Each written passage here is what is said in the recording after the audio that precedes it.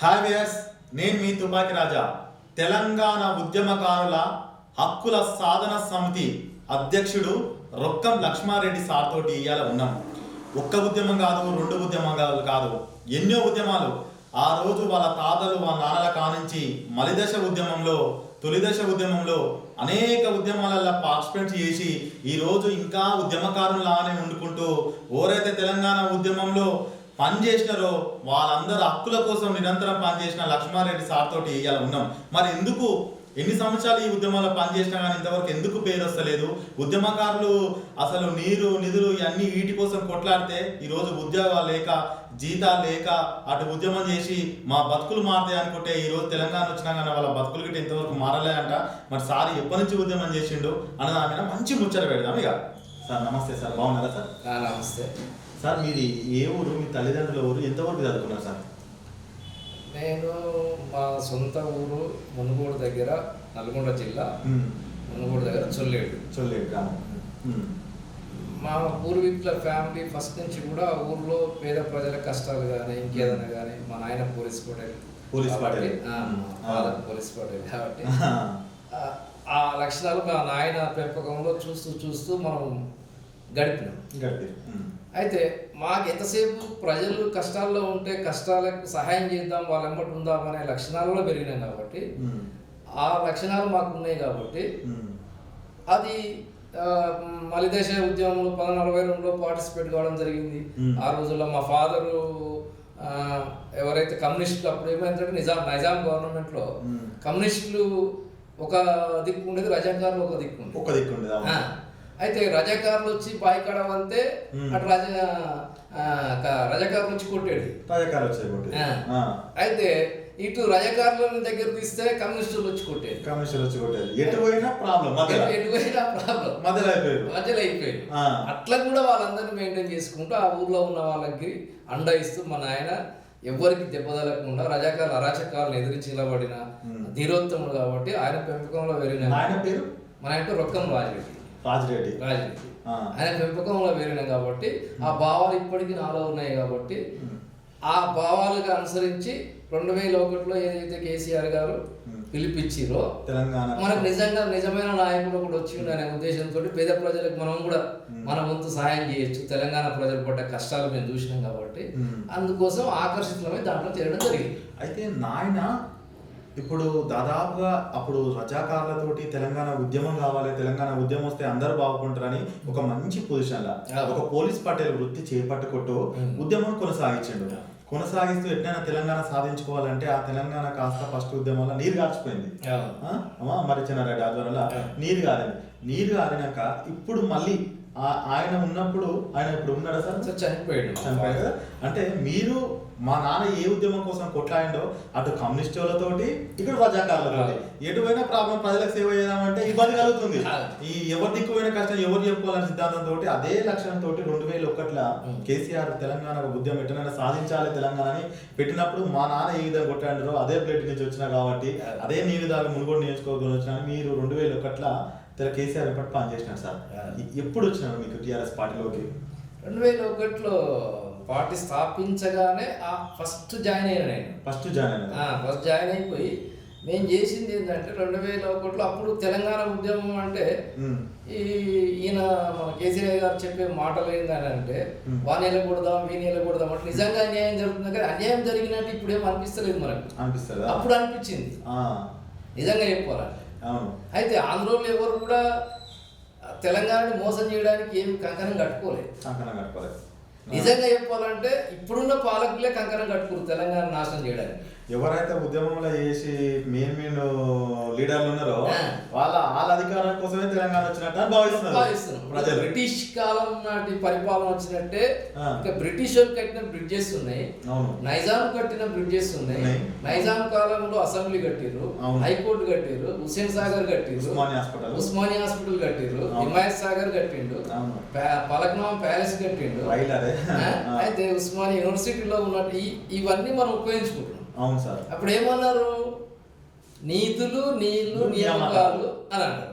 ఎందుకంటే మన బ్లడ్ పేద ప్రజలకు వెళ్ళి వచ్చినాం కాబట్టి ఆత్మరక్షణ నిజంగా మనకు మన భవిష్యత్ తరాలకు వస్తుంది కదా. కేసీఆర్ అనే ఒక మహానాయకుడు పుట్టింది కదా తెలంగాణలో.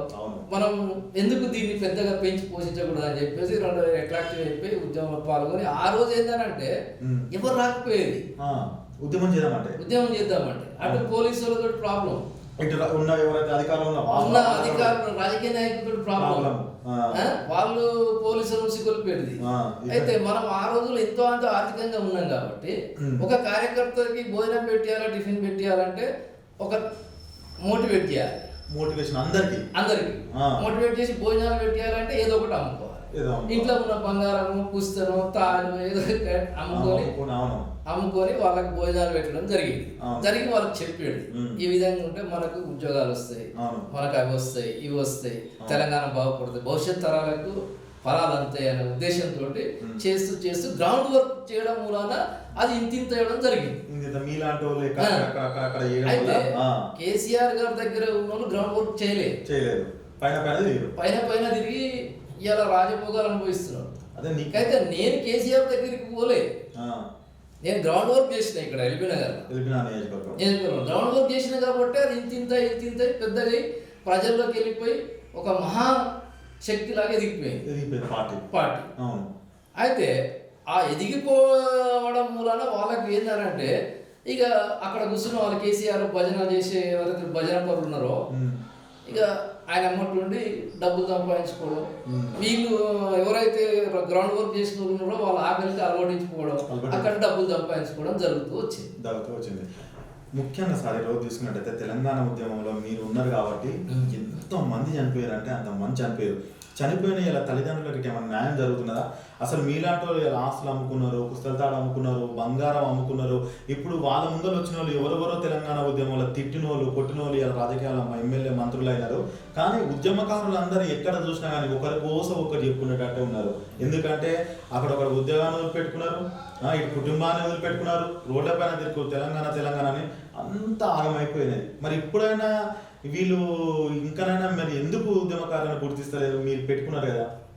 ఇప్పుడు ఉద్యమాలు చేసి 1200 మంది విద్యార్థులు చనిపోయినారు, ఎంతో మంది సూసైడ్ చేసుకోవడం ఇంకా పేరు రాలేదు. రైతులు చనిపోయారు, విద్యార్థులు చనిపోయారు, అవును, మాలాంటి మేధావులు చనిపోయారు. అంటే వీళ్ళందరి సేవ అంకిత భావం తెలంగాణకు మనకు రావాలనే ఒక పోరాట పటిమతోటి తెలంగాణ వచ్చింది తప్పిస్తే కేసీఆర్ గారు చేసిరు కాదంటలేము. కేసీఆర్ గారు దాన్ని ముందు ఉండి నడిపించిండు కాదంటలేము.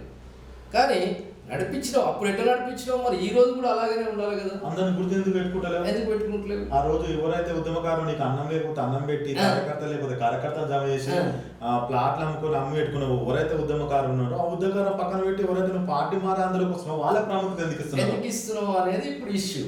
అయితే కార్యకర్తలు ఎవరైతే ఉద్యమకారులు ఉన్నారో ఆయన పట్టించుకోకపోవడానికి కారణం ఏంటంటే కేసీఆర్ గారు ఉన్నటువంటి ఎవరైతే భజన పరులు ఉన్నారో 7 ఏళ్ళు గవర్నమెంట్ ఆయన అమ్మటి ఉన్న వాళ్ళు ఐఏఎస్ ఆఫీసర్లు కానీ ఐపీఎస్ ఆఫీసర్లు కానీ సలహాదారులు కానీ ఆంధ్రలో ఉన్నారు.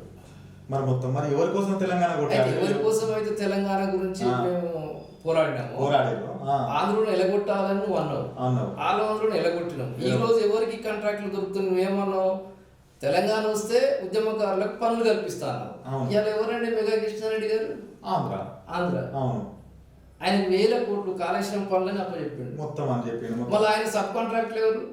ఆంధ్ర యాదగిరి గుట్ట ఆర్కిటెక్ట్ ఆంధ్ర. అవును, ఉన్న ప్రతి ఒక్కరు. అయితే ఇవన్నీ ఏంటంటే తెలంగాణ గవర్నమెంట్ లో కేసీఆర్ గారు ఎమ్మటి ఉన్న వాళ్ళు చేపిస్తున్నారు.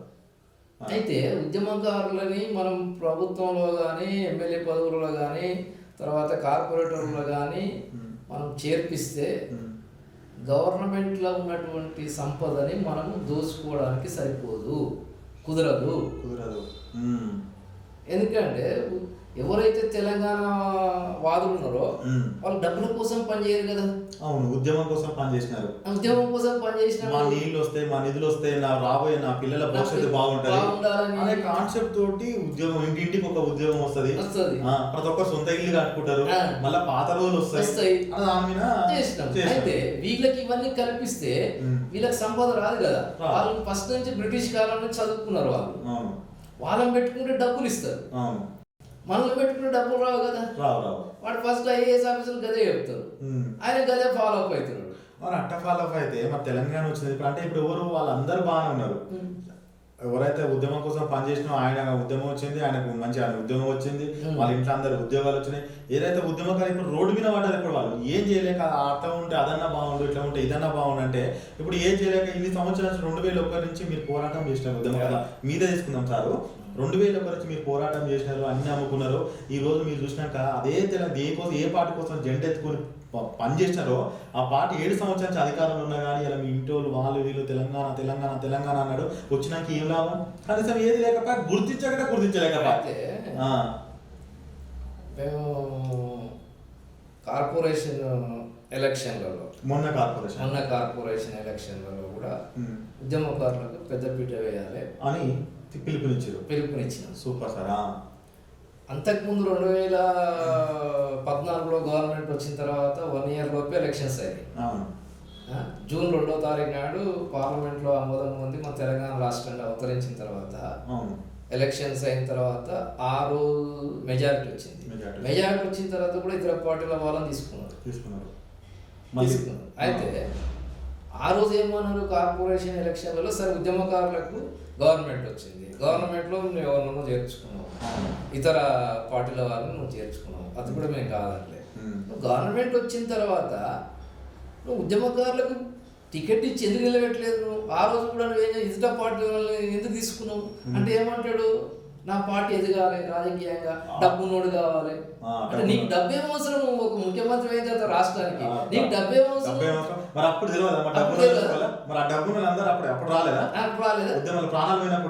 డబ్బేం అవసరం? ఉన్నతమైన స్థానానికి ఎదిగిన తర్వాత, ఒక ముఖ్యమంత్రి హోదాలో ఉన్న తర్వాత కార్యకర్తలు అందరూ ఎవరైతే ఉద్యమాలు చేసి నిలబెట్టి గెలిపి పార్టీ మూవ్మెంట్ లో ఉన్నది, ప్రజలు నమ్ముతున్నారు, గెలిపి వాళ్ళ ఒక స్థాయికి తీసుకురా. వాస్తవం సార్, ఇది నువ్వు తీసుకురాలేదు. అవును. అయితే ఈ రోజు నివురు తప్పిన నిప్పులాగా ఉద్యమకారులు అందరూ ఒక్క నియోజకవర్గానికి కమ్సే కమ్ 1000 మంది దాకుంటారు. ఉద్యమకారులు అంటే సంపన్న వర్గాలు, అన్ని కులాల వారు, అన్ని మతాల వారు. అందులో ఉన్నట్టు చిన్న 50 ఏళ్ళ నుంచి మొదలు పెట్టుకుంటే 70 ఏళ్ళ నుంచి మొదలు పెట్టుకుంటే 16-17 ఏళ్ళ పిల్లల వరకు కూడా ఉద్యమం పనిచేసి వాళ్ళందరి మనసులో ఒకటే ఉంది. మా సార్ ఏమనుకుంటున్నాడంటే, నేను ఏది రైతు బంధు ఇస్తున్నా, రైతు బంధు ఎంతమంది తీసుకుంటున్నారు? ఎంతమందికి ఇస్తున్నాను రైతు బంధు? ఒక ఊర్లో 15 మంది రైతులు ఉంటారు. ఇవాళ భూస్వాములకే నువ్వు రైతు బంధు ఒకరికి 2 కోట్లు 3 కోట్లు పోతుంది. అయితే అక్కడ భూమి లేనివాడు వ్యతిరేకం కావట్లేడా? వ్యతిరేకంగా కౌలుకు తీసుకుంటారు. అయితే 100 ఎకరాలకి రైతు బంధు ఇవ్వబడుతుంది. 100 ఎకరాలు కౌలుకి ఇస్తాడు, 500 ఎకరాలకు రైతు బంధు ఇస్తాడు. అయితే నువ్వు ఆ రైతు బంధు ఎట్లా ఇస్తున్నావు? నువ్వు పాత రికార్డు ఎవరికైతే ఉన్నదో, ఎవరైతే వదిలిపెట్టి ఇనాం భూములు వదిలిపెట్టి సీలింగ్ భూములు ఎవరైతే వదిలిపెట్టి వచ్చిరో వాళ్ళందరికీ మరి రికార్డులు ఎక్కించిరో రైతు బంధు ఇస్తున్నావు. అంటే వాళ్ళని ఇంకా పోషిస్తున్నావు. అంటే నువ్వు పోషించడం ఎట్లా జరుగుతుంది? నువ్వు ఇంకా ఉన్నత వర్గాలకే పోషిస్తున్నావు. డబ్బున్నోళ్ళలాగానే చేస్తున్నావు, సంపన్నులు చేస్తున్నావు తప్ప పేద ప్రజలకు, ఉద్యమకారులకు నువ్వు ఏం చేస్తున్నావు? కౌలు చేసుకొని బతుకుతామన్నా వాళ్ళకి పాపం వాళ్ళకి అది లేకపోయా, మళ్ళీ కౌలు పైసలు ఇవ్వాలి, మళ్ళీ ఇది వాళ్ళకి ఎంత నష్టపోతున్నారు. అవును సార్. అయితే ఇది మా సార్కి అడ్వైస్ ఎవరు లేరు. నేను టీఆర్ఎస్ పార్టీలో ఉన్నా, ఇప్పటికీ ఉన్నా టీఆర్ఎస్ పార్టీలో ఉన్నా, కానీ సార్ చెప్పేటోళ్ళు ఎవరు లేరు. ఇప్పుడు ఇంకోటి, ఆయన దగ్గరికి ఎవరు అపాయింట్మెంట్ ఇప్పియాలి? ఎవరు ఇయ్యరు. అప్పుడే మీరు డైరెక్ట్ కూర్చొని మాట్లాడేది. కేసీఆర్ గారి దగ్గర కమ్మటి ఇట్లా కూర్చునేది. అవును. అయితే మీరు ఇంకొకటి సార్ ప్రధానంగా చూసుకున్నట్టయితే, ఏదైతే తెలంగాణ ఉద్యమకారుల హక్కుల సాధన సమితి పెట్టినాక ప్రధానంగా దీనికి మీరు అధ్యక్ష వహిస్తున్నారు. ఏదైతే నష్ట బాధలు అన్నీ చూసి మీరు ఇలా ఉద్యమం కోసం ఇది పెట్టిర్రు. మరి అదే పాట మనం టీఆర్ఎస్ నుండి కుట్టుకట్టేది పెట్టిర్రు. పెడితే మీకు దాని గురించి ఏం సాధించాలనుకున్నారు, అసలు ఎట్లా ఉద్యమకారులకు ఎట్లా న్యాయం జరుగుతుందని మీరు అనుకుంటున్నారు, ఏం చెప్పాలనుకుంటున్నారు సార్ మీరు? అయితే state wide Telangana state wide ఉమ్మడి 10 జిల్లాలు కదా, ఇప్పుడు 32-33 జిల్లాలు అయినాయి. అయితే ఉమ్మడి 10 జిల్లాలలో మాకు ఉద్యమకారులు ఎవరైతే లిస్ట్ అవుట్ చేస్తున్నారు. ఒక మొత్తం నియోజకవర్గంగా నియోజకవర్గాలు లిస్ట్ అవుట్ చేసి ఏం చేస్తామంటే వాళ్ళు ఏం కోల్పోయారు, వాళ్ళ పిల్లలు ఏం కోల్పోయారు. ఉద్యమం చేసినప్పుడు ఏమైందంటే వాళ్ళ పిల్లలకు చదివించుకునే పైసల్ని ఈ ఉద్యమాలకు ఖర్చు పెట్టారు. 100% అది. వాళ్ళ భార్య పిల్లల్ని కూడా పోషించే డబ్బుని నెలకు 1000 రూపాయలు వస్తే 1000 రూపాయలు తీసుకొచ్చి ఉద్యమంలో పెట్టారు. అయితే ఇప్పుడు ఆ పిల్లలకు ఈయన మా సార్ వచ్చిన తర్వాత ఏమన్నాడు, ఎమ్మటే ఉద్యోగాలు ఇస్తా అన్నాడు, ఎమ్మటే నిధులతోటి నీళ్ళ పనులు కల్పిస్తాడు. ఏది కల్పించలేదు. పిల్లలు అనాథలు అయిపోయారు, వాళ్ళు చదువుకోలేదు, వాళ్ళు రోడ్ల మీద రిక్షా తొక్కుంటూ ఆటోలు నడుపుకుంటూ ఇప్పటికీ అదే పరిస్థితి. ఊళ్ళలో పోతే ఏ పని అయితే ఈ రోజు హెల్త్ పరంగా కూడా వాళ్ళకి ఏం లేదు, ఆరోగ్య పరంగా ఇన్సూరెన్స్ కట్టుకునే పరిస్థితి లేదు. వాళ్ళందరూ లిస్ట్ అవుట్ చేసేసి వాళ్ళ పిల్లలు ఏం చేస్తున్నారు, వాళ్ళ ఆర్థికంగా ఉన్నారా లేదా కనుక్కొని, ఆర్థిక పరిస్థితులు బాగాలేవా, ఏమైనా హాస్పిటలైజేషన్స్ ఉన్నారా అని చెప్పి తీసుకొని ఒక ఫండింగ్ తయారు చేద్దామని అన్ని పార్టీలను కలుస్తాం. అన్ని పార్టీలను కలుస్తాం. ఇప్పుడున్న ఏదైతే టీఆర్ఎస్ మా పార్టీ లీడర్లను కూడా కలుస్తాం. అన్ని పార్టీలను కలుస్తాం. కలవని ఫండింగ్ ఎడికి వస్తుంది. ఇప్పుడు ఈ అన్ని పార్టీలలో కలిసి వినతి పత్రం ఎంతమందితో ఏవైతే పొలిటికల్ పార్టీస్ ఎవరైతే ఎమ్మెల్యేలు ఉన్నారో ఎంపీలు ఉన్నారో ప్రతి నియోజకవర్గంలో ప్రతి జిల్లాకు ఇట్లా ప్రతి నియోజకవర్గంలో ఉన్న ప్రజాప్రతినిధులను కలుస్తాము. ప్రతి పార్లమెంటరీ నియోజకవర్గంలో ఉన్న ఎంపీలను కలుస్తాము. తర్వాత వాళ్ళ పార్టీ ఎవరైతే హైకమాండ్ ఉన్నారో టిపిసి ప్రెసిడెంట్ కావచ్చు, మా అధ్యక్షుడు కేసీఆర్ గారు, వర్కింగ్ ప్రెసిడెంట్ కేటీఆర్ గారు కావచ్చు, ఇంకా అదర్ అన్ని పార్టీ, కాంగ్రెస్ పార్టీ కావచ్చు, సిపిఎం పార్టీ కావచ్చు, సిపిఐ పార్టీ కావచ్చు, అన్ని పార్టీలను కలిసి మా ఉద్యమకారులు ఇంతమంది ఉన్నారు, వీళ్ళకు మనం న్యాయం చేయాలి, ఎట్లా చేయాలి డిస్కషన్ చేస్తాం. డిస్కషన్ చేసి ఎవరైతే ఇప్పుడు మా డిమాండ్స్ ఏంటంటే, ఎవరైతే ఆస్తులు అమ్ముకొని వాళ్ళ పిల్లలు చదువుకున్నారు వాళ్ళకి కంపల్సరీ అన్ని పార్టీల ద్వారా కేసీఆర్ గారికి ఒక మెమోరాండం ఇప్పిద్దామని ఆలోచన.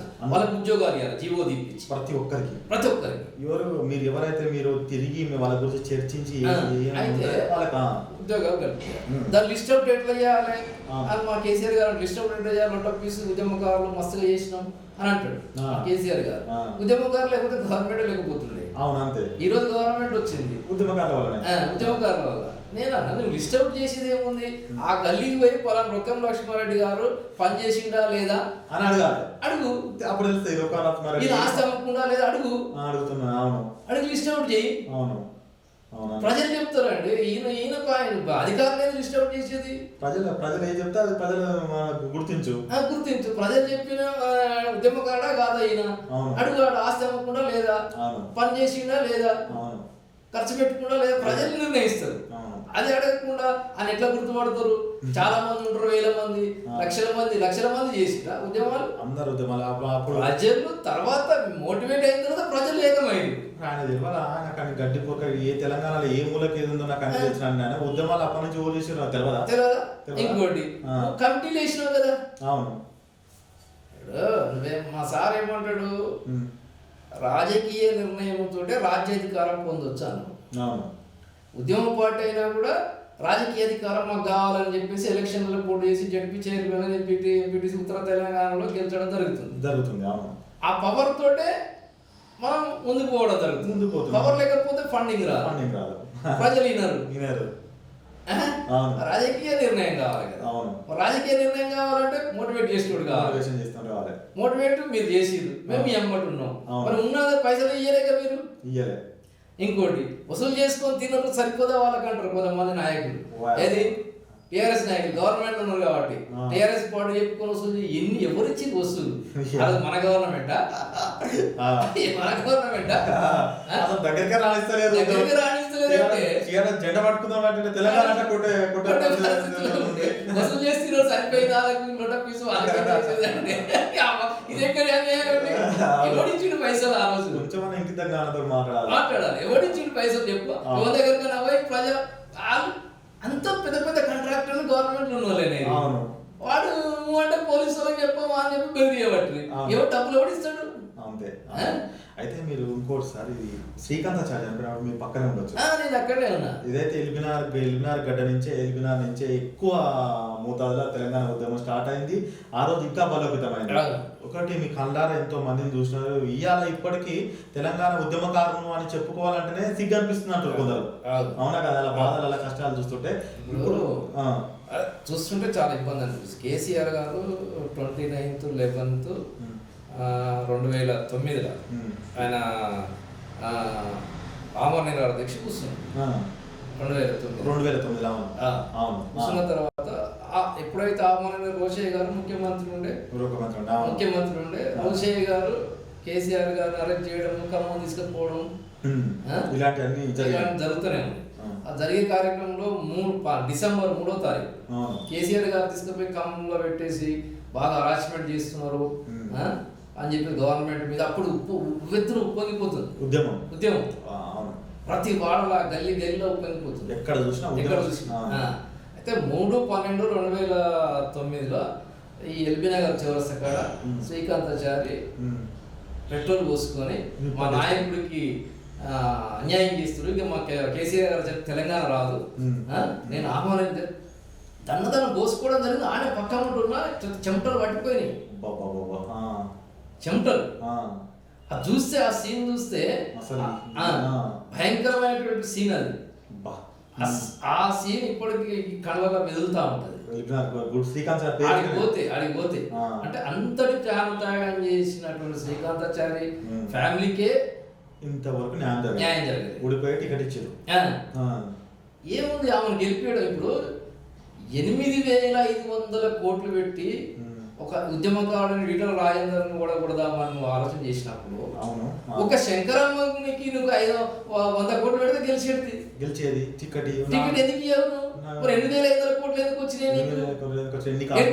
ఎన్ని కార్పొరేషన్లు వచ్చినాయి, ఎంత వచ్చింది, ఎన్ని బంధులు పెట్టినావు ఒక సీటు కొరకు. 8,500 కోట్లు నీకు నచ్చితే ఇస్తావు, నీకు నచ్చితే ఏమైనా చేస్తావు, నీకు నచ్చకపోతే మనం దొక్కేస్తావా? అది శంకరమ్మ కొడుకు శ్రీకాంతాచారి మూలాన నిజంగా చెప్పాలంటే ఎల్బీనగర్ వ్యక్తిలో లేచింది ఉద్యమం. ఎల్బీనగర్ లేచిన ఉద్యమాన్ని ద్వారానే ఇంకా అక్కడక్కడ పలు వాడలు వ్యాపించింది. అయితే శంకరమ్మ గారికి ఇయ్యడమా వద్దా అనేది నీ నిర్ణయం, మా సార్ విచక్షణాధికారానికి వదిలిపెట్టేస్తాం. అయితే నీకు ఫుల్ మెజారిటీ ఉన్నప్పుడు ఇతర పార్టీలు ఎందుకు తీసుకోవాలి? ఎందుకు నీకు ఇంత సపోర్ట్ ఉన్నప్పుడు, ఉద్యమం పనిచేసినప్పుడు, ఇంతమంది నాయకులు ఉన్నప్పుడు, మన తెలంగాణ మనకు అన్నప్పుడు ఎవరైతే వ్యతిరేకించిన నాయకులు ఎందుకు తీసుకోవాలి? ఉద్యమకారులు పనిస్తే అది ఏం చేసారు? శ్రమ దోపిడి. అప్పుడు దోషులు ఇప్పుడు దోస్తారు. మళ్ళీ ఇంకోటి ఏంటంటే అవే ఉద్యమం వాళ్ళు వసూలు చేసుకోలేదు. అది మళ్ళీ ఎటుబడి చేస్తున్నారు. అయితే ఇప్పుడు శ్రమ దోపిడిదారులని అప్పుడు దోసుకున్న ఆంధ్ర పాలకులు ఉన్నప్పుడు దోసుకున్న వాళ్ళని మళ్ళీ ముందులో కూడా పెట్టుకున్నప్పుడు ఇక నువ్వు న్యాయం చేసినట్టు ఏంటో తెలంగాణకి. అవును, అసలు న్యాయం ఏడుంది? అసలు బంగారు తెలంగాణ కాస్త ఏ తెలంగాణ లేకుండా అయిపోయింది. ఇప్పుడు ఎక్కడ ఏది లేకుండా అయిపోయింది. అయితే మీరు సార్ ముఖ్యంగా తీసుకున్నట్టయితే ఇప్పుడు మీరు కార్యాచరణ ఎప్పటి నుంచి స్టార్ట్ చేస్తారు? మీరు భవిష్యత్ కార్యాచరణ అందరికి న్యాయం జరిగేటట్టు తెలంగాణ మొత్తం ఇప్పుడు స్టార్ట్ అయింది కార్యాచరణ. రోజు తిరుగుతూనే ఉన్నాం. ఉద్యమకారులని పలకరిస్తున్నాం, పరిస్థితి లిస్ట్ అవుట్ చేస్తున్నాం, వాళ్ళ ఇంటికి వెళ్తున్నాం. అంటే మన సభ లాంటిది ఏమైనా పెట్టాలనుకుంటున్నాము. ఆ సభకు పెట్టాలంటే ఇప్పుడు ఉద్యమకారులంతా ఆ రోజు ఖర్చు పెట్టుకొని తెలంగాణ తెచ్చిర్రు. మళ్ళీ ఇప్పుడు బస్సు ఎక్కే పరిస్థితి కూడా లేదుగా. అవునవును, ఇప్పుడు మళ్ళీ ఇంకొక ప్రాబ్లం అయిపోయి ఈ ఉద్యమకారులందరినీ ఏకం చేయాలంటే కొంత ఆర్థికమైనటువంటి వనరులు కావాలి. అవును, వనరుల గురించి ఆలోచన చేస్తున్నాం. వాళ్ళని ఒక సభ పెట్టాలని ఏకతాటిపై ఉద్యమం లాంటిది. ఈ ఉద్యమంలో ఆడేది ఇంకోటి ఏంటంటే ఇప్పుడు ఈ ఉద్యమకారులంతా కేసీఆర్ గారికి చాలా ఎగ్నెస్ట్ ఉన్నారు. అవును, ఇప్పుడున్న ఉద్యమకారులు ఇప్పుడున్న ఉద్యమకారులు అయితే గవర్నమెంట్కి పార్టీలో ఉండే వాళ్ళు ఓట్లు వేస్తారు. నిజంగా చెప్పాలని కేసీఆర్ గారు ఏమనుకుంటారంటే గెలవడానికి ఒక్క ఓటు చాలు. అవును, ఆ ఒక్క ఓటు ఉద్యమకారుడు అయితే సూపర్ ఉంటుంది. ఇంకా నువ్వు ఓడిపోతావు కదా అన్ని నియోజకవర్గాల. అవును, ఈజీ ఓడిపోతాడు. అదే ఉద్యమకారులను న్యాయం చేస్తే ఆ ఓటు నీకే పడితే మళ్ళీ ఆ రాజు అధికారంలోకి వస్తావు, నీకు ఇంకా సమస్యలు తెలుస్తాయి. అవును, నువ్వు వాళ్ళు ఏం చేయరు నీకు. అవును, ఎవరైతే డబ్బున్న వాళ్ళకి ఎమ్మెల్యే పదవులు ఇస్తున్నావు ఓట్లు వేసిన వాళ్ళు కాదు. అవును, నిజాయితీ పరుడు ఉద్యమకారుడు అవును, వాళ్ళే ఓట్లు వేయగలుగుతారు. ఈ రోజు వాళ్ళే గెలిపించారు. నేను అవును సార్, అంటే ఈ రోజు ఆ ఒక్క ఓటును వాటిను ఒక నియోజకవర్గంలో గెలవాలంటే మెజారిటీ బై మైనారిటీ. అయితే నువ్వు ఆ ఒక్క ఓటు వాడి మనసులో ఉంటుంది. వాళ్ళ పిల్లలకు చెప్తాడు. వాళ్ళ పిల్లలు పెద్దగా అయ్యారు. ఇప్పుడు వాళ్ళ పిల్లలు పెద్దగా అయ్యారు. ఈ 10 ఓట్లు పోతాయి కదా, పోతాయి. ఒక్కడు అన్యాయమైన ఉద్యమకారుడు ఒక్కరి గురించి ఆలోచించేద్దాం. ఒక నియోజకవర్గంలో 1000 మంది ఉంటారు. 1000 మంది ఉంటారు. 1000 మంది ఉంటారు. ఉద్యమకారులు ఉంటారు. 1000 మంది ఉంటారు. 1000 మంది ఈజీగా వెళ్తారు. అన్ని పార్టీలలో చేసిన వాళ్ళు ఉన్నారు. అవును, 1000 మంది ఈజీగా వెళ్తారు. 1000 మందిలా 990 మంది ఆర్థికంగా చితికిపోయిన వాళ్ళే ఉన్నారు. ఇప్పటికి వాళ్ళకు ఏం చేయాలో 10 మందే కొంచెం అక్కడక్కడ ఆర్థిక స్తోమత ఉండి ఊర్లో భూమి ఉండి ఏదో ఒకటి చేసుకొని బతుకుతున్నారు. అయితే ఈ 990 మంది అంటే వాళ్ళ పిల్లలు 4-5 ఉంటారు కదా. ఈ 4-5 అంటే 1000 × 5 అంతే 500 ఓట్లు. ఓడిపోవడానికి 500 ఓట్లు చాలు. కొన్ని 500 పక్కన పెట్టు. ఒక్క ఉద్యమకారుని ఓట్లు 10 ఓట్లు వేసుకో. ఈ 10 నీకు మైనస్ అయినట్టే కదా. అయితే నువ్వు డబ్బులు ఇచ్చినోడు, రైతు బంధు ఇచ్చినోడు, పెన్షన్ ఇచ్చినోడు నీకు ఓటు వేయచ్చు. కానీ ఎంతమంది ఉన్నారు వాళ్ళు? చాలా తక్కువ. నీకు ఊర్లలో క్యాల్కులేషన్ చేసుకుంటున్నాను. అవును, ఏది ఊర్లో ఒక్క విలేజ్ లో రైతులు ఒక 20-30 మంది ఉంటారు ఇప్పటికి. అవును, అంతే, అంతకంటే ఎక్కువ ఉండదు. భూస్వాములు 1 ఎకరం 2 ఎకరాలు 3 ఎకరాలు ఆల్రెడీ హైదరాబాద్ సెటిల్ అయ్యారు. వాడు నువ్వు ఇచ్చిన రైతు బంధు తోటి పెద్ద ఒరిగేది కూడా ఏం లేదని 5,000 ఇస్తావు. 5,000 వాడికి ఏం సరిపో. అయితే మరి ఇంకొకటి సార్, ప్రధానంగా వస్తున్నాడైతే ఇప్పుడు మీరు ఎవరైతే ఉద్యమకారులు ఉన్నారో వాళ్ళతో పాటు వెళ్తారు. నాకేంటి అనిపిస్తుంది అంటే మరి ఒక్క లక్ష్మారెడ్డి సార్ మరి ఇదే టీఆర్ఎస్ పార్టీలో ఉన్నాడు, ఉండుకుంటూ ఉద్యమం చేయడానికి ఎవరన్నా అడగలేదా? అడిగిరు చాలా మంది. ఇది ఎంతవరకు అప్పుడు అట్నే చేసినాం భయ్. మరి ఇప్పుడు చేయాల్సిన ఆసనం అయింది. పార్టీలు ఉండుకుంటూ ఒకటి పెట్టిరు కదా, పెట్టినాము. అది భావ స్వేచ్ఛ మాకుంది. ఆ రోజు తెలంగాణ ఉద్యమంలో తిరిగేటప్పుడు, ఆ రోజు గవర్నమెంట్ అనుసరించేటప్పుడు మాకు భావ స్వేచ్ఛ ఉందని అదే పోలీసులని ఐపీఎస్ ఆఫీసర్ నా కాలు మోకి చేయలేదా?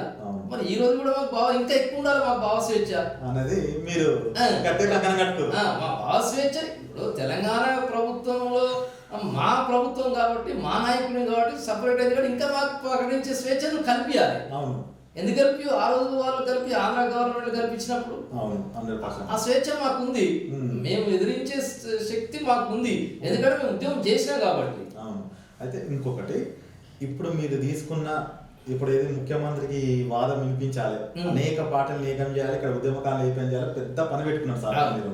ఈ పనిలో భాగంగా ఆ రోజు తెలంగాణ ఉద్యమం కోసం ఎట్లయితే కట్టుబడ్డారో ఈ రోజు కూడా మీరు అట్లనే పని చేసిన తర్వాత కొంతమంది ఉద్యమకారులు వచ్చిన తర్వాత మళ్ళీ తుపాకి పట్టుకుని సార్ ఉద్యమకారుల మధ్యలో కూర్చొని పెడదాం. పిలుస్తారా సార్? 100% పిలుస్తాం. మీ ముందరనే వాళ్ళకి కల్పించేటువంటి గవర్నమెంట్ ఏదైతే ఇల్లు కావాలని నా కోరిక ముఖ్యమైన నా కోరికలు ఏంటంటే, నీ తెలంగాణ ఉద్యమకారుల హక్కుల సాధన సమితి స్థాపించడానికి నా యొక్క ముఖ్యమైన ఒక 10 డిమాండ్లు ఉన్నాయి.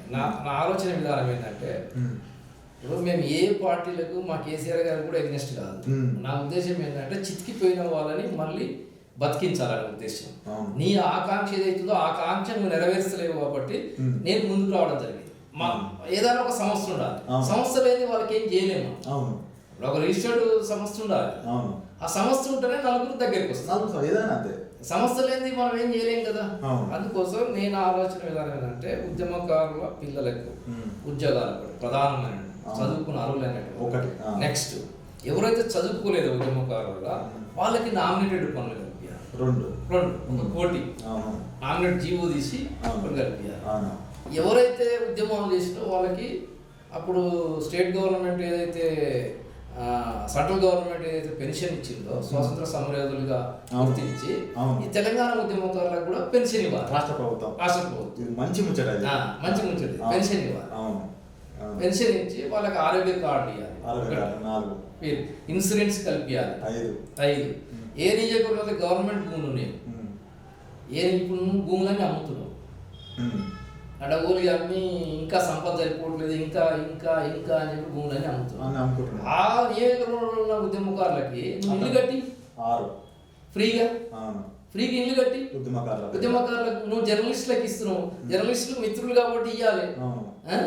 ఎమ్మెల్యేలకు ఇస్తున్నావు. ఎమ్మెల్యే జీతాలు పెంచిర్రు. ఒక్కొక్కరికి 1,00,000 నుంచి 4 లక్షలు 5 లక్షలు అయినాయి. అన్ని పెంచిన తర్వాత ఉద్యమకారులు తెచ్చిన స్వాతంత్రాన్ని తెచ్చిన ఉద్యమకారులకు నువ్వు ఇవ్వడంలో తప్పేముంది? ఇల్లు కట్టి నువ్వు చేయాల్సి నువ్వు 50 ఏళ్ళు రాజ్యం చేస్తావా తెలంగాణని, 100 ఏళ్ళు పరిపాలిస్తావా నీ ఇష్టం. కానీ తెచ్చిన నువ్వు ఎందుకు ఆదరిస్తలేవు? న్యాయం చేయి. నీ అధికారాన్ని మేమేమి గుంజుకుంటా మంటలేమే. మేము ఇది చేసినాం మాకు ఇవ్వమంటున్నాం. ఇప్పుడు నీ ఏమంటే తిరుగుతున్నావు భూచక్రం లాగా.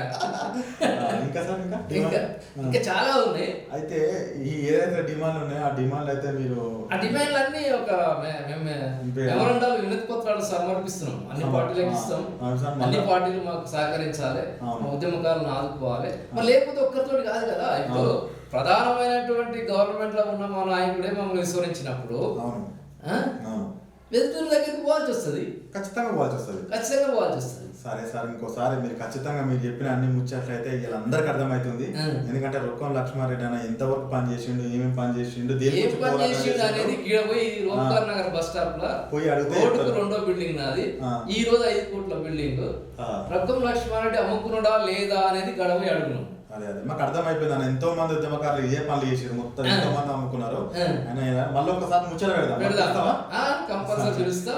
మా ఉద్యమకారులు మీ చేయితోటే వాళ్ళకు, మీ ప్రెస్ సోదరులతోటే, ప్రెస్ మిత్రులతోటే వాళ్ళకు నేను అందిస్తా. వాళ్ళకి తప్పకుండా చూసిరు కదా, రొక్కం లక్ష్మారెడ్డి అన్న ఆస్తులు అమ్ముకొని ఆ రోజు ఉద్యమాలలో పనిచేసిండు.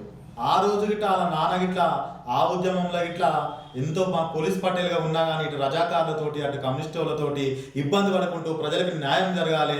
మా నాయన నుంచే రొక్కం లక్ష్మారెడ్డి అన్న గిట్లా పనిచేసిండు. శ్రీకాంతాచార్య చనిపోతే ఉద్యమంలో కళ్ళతో చూసిండు. ఆ బాధ భరించలేక ఎంతో మందికి సరే నా ఇంటి అయితే తిరుగుతున్నారు, నేనైతే తిరుగుతున్నా, నా ఇంటి ఒక 20 మంది అయితే 20 మందికి మధ్యాహ్నం పూట అన్నమన్న పెట్టాలి కదా అని చెప్పి ప్లాట్లు అమ్ముకొని, ఇంత ఉన్న బంగారం అమ్ముకొని ఇయ్యాల గిట్ట అదే పార్టీలో వండుకుంటూ అన్ని పార్టీలు నేను ఏకం చేసుకుంటూ ఇటు ఉద్యమకారులు ఎవరైతే పనిచేస్తున్నారో వాళ్ళ భవిష్యత్తు ఏంది అని చూసుకుంటూ ఇట్లా మళ్ళీ ఒక ఉద్యమం స్టార్ట్ చేయబోతున్నాడు.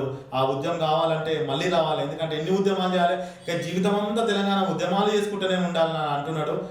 మళ్ళా అన్న ఏదేమైనా సరే ఉద్యమకారులకు న్యాయం చేయాలని చూస్తున్నారు. కాబట్టి అందరూ ఎవరైతే ఉద్యమకారులు ఉన్నారో ఈ ఇంటర్వ్యూ చూసేటోళ్ళు రొక్కం లక్ష్మారెడ్డి అన్న గారికి వచ్చి సంప్రదించి ఎట్లా ఉద్యమం చేస్తే బాగుంటుంది, ఎట్లా న్యాయం జరిగితే బాగుంటుంది అని తెలుసుకొని మీరందరినీ ఏకమై మరొక్కసారి ఈ ప్రభుత్వాన్ని ప్రశ్నించాలి.